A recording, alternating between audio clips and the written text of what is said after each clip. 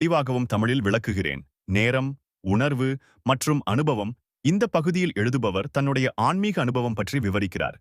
அவர் தன்னுடைய கண்கள் மூடப்பட்ட நிலையில் பைனியல் கிளாண்ட் பகுதியில் இயற்கையாக ஒரு சாதாரண பழைய வகை கடிகாரம் தோன்றியதாக சொல்லுகிறார்.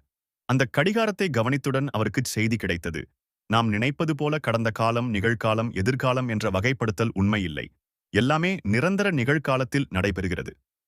எல்லை கடந்த வாய்ப்புகள், நிரந்தர நிகழ்காலத்தில் முடிவற்ற பல வாய்ப்புகள், பரிமாணங்கள், அனுபவங்கள் இருக்கின்றன என்று இவர் புரிந்து கொண்டார்.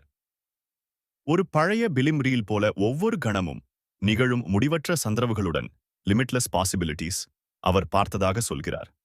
ஒவ்வொரு வாய்ப்பும் ஏற்கனவே இருக்கிறது. எந்த ஒன்றை கவனிப்பதில் வைத்தாலும் அந்த அனுபவம் நிஜமாகிவிடும் என்று கூறுகிறார்.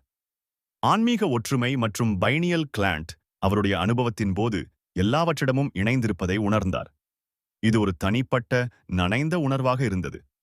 பைனியல் கிளாண்ட் ஒரு டைமென்ஷனல் டயல் போல் செயல்பட முடியும். அதனுடன் இணைந்து எந்த நேரத்திற்கும் பயன்படுத்த முடியும்.